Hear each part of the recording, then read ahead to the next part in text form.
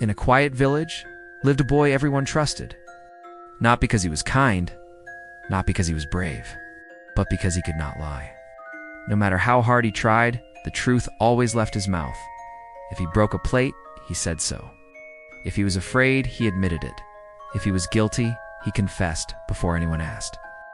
At first, the villagers admired him. A child like that is rare, they said. A child like that is pure. Parents pointed at him and told their children, be like him. But admiration doesn't last long when truth becomes inconvenient. As the boy grew older, people began to use him. Merchants asked him to confirm prices. Leaders asked him to repeat rumors. Neighbors brought him into arguments and demanded answers they already feared. Tell us what you saw, they said. Tell us what you heard. And the boy did. Every time. One day something went missing, a small pouch of coins from the village hall. The leaders were furious. They gathered everyone in the square and brought the boy forward. You cannot lie, they said. So tell us who took it.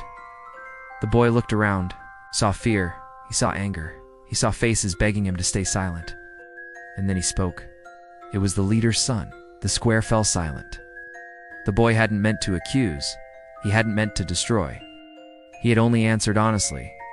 The leader laughed. Mistake, he said quickly. The boy is confused. But the people had heard the truth. And truth, once spoken, cannot be pulled back. That night, the boy's family was shunned. Doors closed when they passed. Whispers followed them. The child brings trouble, they said. His truth causes chaos. The same people who once praised him now avoided his eyes. But the boy still couldn't lie. Weeks later, another problem arose.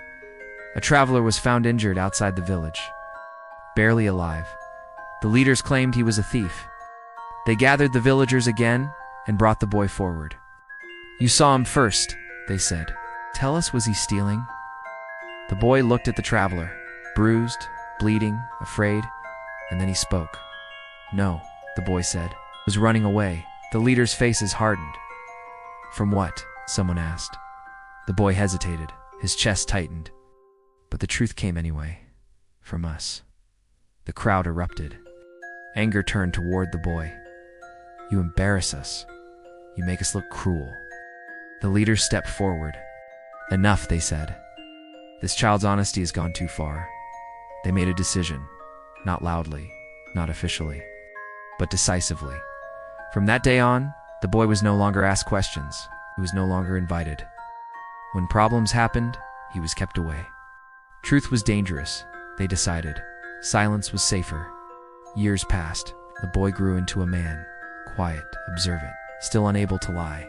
But now, no one wanted to hear him. The village changed. Corruption grew quietly. Cruelty hid behind smiles. Lies became normal. And no one asked the man who still told the truth. One final day, a fire broke out in the village. Homes burned.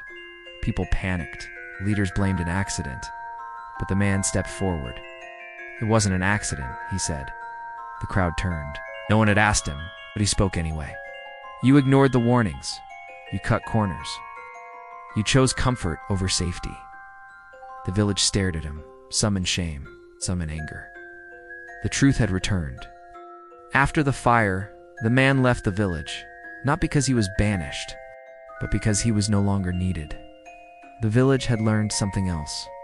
That truth isn't always welcomed, that honesty doesn't always protect, and that sometimes the hardest burden is not lying, but telling the truth when no one wants to hear it.